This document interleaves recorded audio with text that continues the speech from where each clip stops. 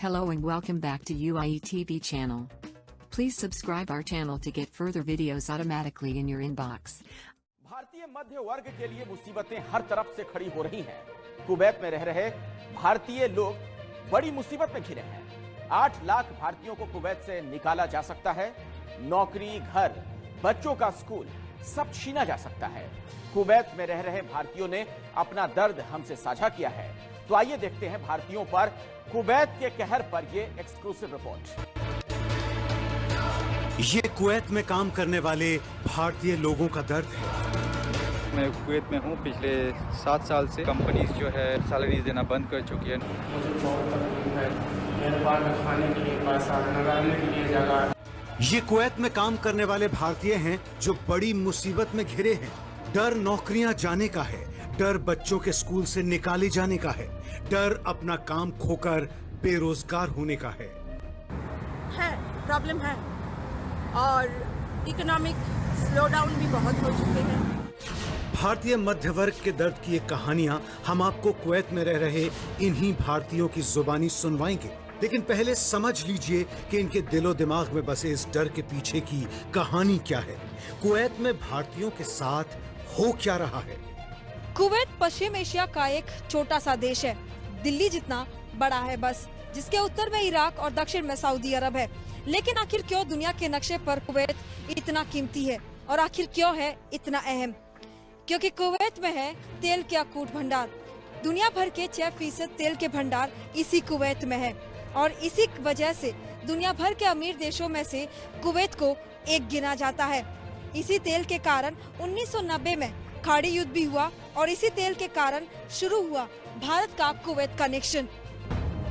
Kuwait में जब तेल की बड़ी बड़ी रिफाइनरी लगी तो हर लेवल पर कामगार चाहिए थे, हजारों मजदूरों से लेकर इंजीनियरों तक। इस काम के लिए कुवैत ने भर्ती किए दूसरे देशों के लोग, यानी विदेशी कामगार। इसमें सालों साल से लाखों भारतीयों को नौकरियां मिल रही थी। नौकरी के लिए लाखों भारतीयों का ठिकाना कुवैत क्यों रहा, इसकी 2 अहम वजह और थी। पहली, कुवैत में वर्क वीजा मिलना अमेरिका या यूरोप से आसान था और दूसरी वजह थी कुवैत की मुद्रा कुवैती दिनार। एक कुवैती दिनार भारत के 245 रुपए के बराबर है। यानी कोई कुवैत जाकर वहां अगर एक दिन में 100 कुवैती दिनार कमाएगा तो भारतीय मुद्रा के हिसाब से एक दिन की कमाई होगी 24,500 रुपए। इसी फेर में लाखों लोग साल दर साल बेहतर भविष्य की तलाश में कुवैत जाते रहे। अगर ये जो है, अगर भारतीय कामगार वहाँ से वापस आते हैं, मैं समझता हूँ केरल और उनके वहाँ के साउथ इंडियन स्टेट्स हैं, सबसे ज़्यादा केरल पे इसका असर पड़ेगा। और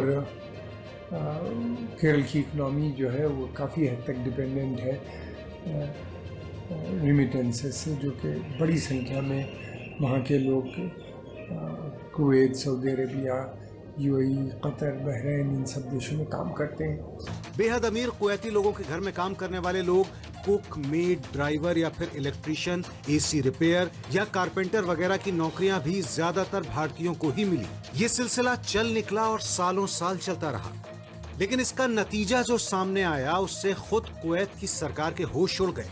कुवैत में विदेशियों की तादाद इतनी बढ़ गई कि खुद कुवैत के नागरिक अपने ही देश में अल्पसंख्यक हो गए। इन चौंकाने वाले आंकड़ों पर नजर डालिए। कुवैत की आबादी 43 लाख है। इनमें कुवैत के नागरिक हैं 13 लाख। कुवैत में विदेशियों की संख्या है 30 लाख। इनमें से भारतीय हैं 15 लाख। जी हाँ, कुवैत की कुल आबादी के 70% लोग विदेशी कामगार हैं और इनमें से भी सबसे ज्यादा यानी करीब 15 लाख भारतीय हैं। इन्हीं 15 लाख भारतीयों में से अब 8 लाख को वापस आना पड़ सकता है। इनकी नौकरियां, इनका भविष्य सब अंधकार में है। कोविड-19 के चलते पहले से ही बेरोज़गारी बढ़ चुकी है। मुल्क के अंदर लाखों लोग बेरोज़गार हैं और ये जो खाड़ी के देश से जो लोग आएंगे, मैं समझता हूँ उनको जॉब देना एक बड़ी, लेकिन ये है कि इन लोगों की इकोनॉमिक कंडीशन इनमें से एक बड़े सेक्शन की काफ़ी अच्छी है। अगर वो ट्रेड या बिज़नेस में यहाँ इन्वेस्ट करते हैं और उसमें लगाते हैं तो मैं समझता हूँ काफ़ी लोगों से फ़ायदा होगा। कुवैत में प्राइवेट कंपनियों में भारतीयों की संख्या है 7 लाख, घरों में कामगार हैं 3.5 लाख। यहाँ के स्कूलों में पढ़ने वाले भारतीय बच्चों की तादाद भी 50,000 है। वहीं कुवैत की सरकारी नौकरियों में भी 30,000 भारतीय लोग काम करते हैं। और झटका सिर्फ इन लाखों भारतीय लोगों को ही नहीं लगेगा, हमारे देश को भी कुवैत के इस नए नियम से बड़ा नुकसान होगा। भारत में विदेशों से आने वाली सबसे ज्यादा कमाई में कुवैत का चौथा स्थान है। 2018 में कुवैत से भारत में करीब 300 अरब रुपए आए थे। कुवैत में काम कर रहे भारतीय लोग बताते हैं कि इस बिल की चर्चा से पहले ही कुवैत में हालात काफी खराब होने लगे थे। पिछले 7 सालों से कुवैत में एक कॉर्पोरेट हाउस में काम करने वाले संदीप ने हमें बताया कि कोरोना की वजह से महंगाई बहुत ज्यादा बढ़ चुकी है और बाहर के लोगों के लिए मौके घटते जा रहे हैं। पिछले 7 साल से सारी कंपनीज जो है सैलरीज देना बंद कर चुकी है। नौकरीज बहुत से भारतीय जो यहाँ पे काम करके घर पे पैसे भेजे थे वो भेज नहीं पा रहे क्योंकि सैलरीज कट हुई है। रेंट महंगाई बहुत बढ़ चुकी है, बहुत परेशानी में है सब कोई। कुवैत में रह रहे भारतीय कामगार शिव कुमार जैसे लोग भी हैं जिन्हें गलत वादों से बहकाकर कुवैत भेजा गया था मजदूरी के लिए। अचानक 2 महीने पहले हालात बिगड़े, नौकरी भी गई और कर्जा भी चढ़ता जा रहा है जिसे चुकाए बिना वो कुवैत से वापस नहीं आ सकते। वो अब सरकार से मदद की गुहार लगा रहे हैं। यूपी कौशाम्बी जिला का रहने वाला हूँ। मुझे बहुत तकलीफ है, 6 महीने से सर में बहुत प्रॉब्लम है, मेरे को बहुत दिक्कत है सर, कोई सुनाई नहीं हो रही। मैं इंडिया सरकार से गुजारिश करता हूँ, हाथ जोड़ के विनती कर रहा हूँ कि मेरे को इंडिया बुला लिया जाए, कैसा भी करके। बाहर में खाने के लिए पैसा है, न रहने के लिए जगह है। जो वहाँ के मूलतः बाशिंदे नहीं है, बाहर से अगर आए हैं तो ये जो बिल जो एक लॉ बन सकता है तो उसे बहुत परेशानी होगी। बेशक भारत का नुकसान बहुत बड़ा है, लेकिन आखिर कुवैत को ये क्या सूझी कि अचानक 8 लाख पहले से जमे जमाए नौकरी पेशा भारतीयों को बाहर करने के बारे में सोचने लगा। वो कामगार जो कुछ महीनों पहले तक कुवैत की बड़ी ज़रूरत थे, आखिर उनके खिलाफ माहौल क्यों बना? इसका पहला कारण है कोरोना। मार्च के महीने में जब कोरोना का प्रकोप बढ़ा तो अचानक ही प्रवासियों के खिलाफ भी माहौल बनने लगा और इसका भी कनेक्शन जुड़ा तेल से। कुवैत की इकोनॉमी पूरी तरह से तेल के कारोबार पर टिकी है। इसमें 90% योगदान तेल का है। तेल महंगा बिकता रहेगा तो कुवैत में सब कुछ ठीक चलेगा। लेकिन 2020 की शुरुआत से तेल की कीमतें लगातार गिरी। दिसंबर में तेल की कीमत $65 प्रति बैरल थी और 6 महीने में ही ये दाम गिरकर पहुंच गए $20 से $30 प्रति बैरल। और फिर कोरोना के चलते तो दुनिया भर में तेल की खपत में भी भारी गिरावट आई, यानी दाम भी गिरे और तेल भी कम बिका। इससे कुवैत की अर्थव्यवस्था पूरी तरह हिल गई। हालात यहाँ तक पहुँच गए कि भविष्य की योजनाओं के लिए इकट्ठा किया गया फंड अब मजबूरी में देश चलाने के काम में लाया जा रहा है। प्रॉब्लम है और इकोनॉमिक स्लो डाउन भी बहुत हो चुके हैं, बहुत सारे कंपनीज बंद हो चुके हैं। यहाँ से हमारे बहुत भाई बहन वापस जा चुके हैं। इसी के कारण कुवैत ने तय किया कि कुवैत में प्रवासियों की संख्या 70% से घटाकर 30% कर दी जाएगी।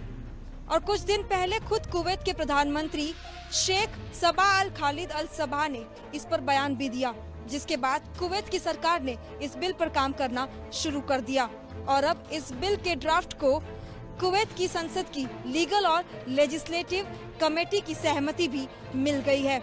लेकिन जानकारों का मानना है कि कोरोना पर काबू पा लेने के बाद अगर इकोनॉमी सुधरती है तो शायद ये कानून फिर से बदल दिया जाए। अगर कोविड के कारण इकोनॉमी थोड़ा सा अच्छा हो जाए कुछ दिनों के बाद में, तो फिर काफ़ी हो सकता है कि वहाँ की जो सरकार है वो इस बिल को लॉ में नहीं बदलेगी और लोगों को बहुत ज़्यादा मुश्किल नहीं होगा।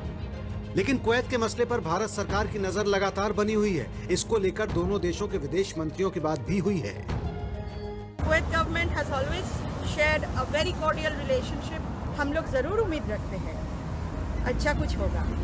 ये समय टल जाएगा, बुरा वक्त है लेकिन टल जाएगा। गौरतलब ये है कि कुवैत में कुछ दिन पहले भारतीय मुसलमानों को लेकर भी एक टिप्पणी की थी, जो भी एक चर्चा का विषय बन गया था भारत के अंदर। ज़रूरत इस बात की है कि रिश्तों को दोबारा से ठीक करने की और जितनी जल्दी हो सके मसला करना चाहिए। ऐसे हालात में कोरोना और ख़राब अर्थव्यवस्था से पहले से ही जब भारत जूझ रहा है, अगर लाखों लोग विदेशों से अपनी नौकरियां गंवाकर वापस भारत लौट आएंगे तो क्या इन लोगों को भारत में फिर से नौकरियां मिल सकेंगी? कैसे बिना नौकरी के इतने लाखों लोग अपने परिवारों को यहां पर संभाल पाएंगे? यही वो सवाल है जो कुवैत में रह रहे लाखों। Thanks for watching Universal Information and Entertainment TV. Please like and subscribe our channel for more updated videos, news, information and entertainment. See you in next video. Stay tuned.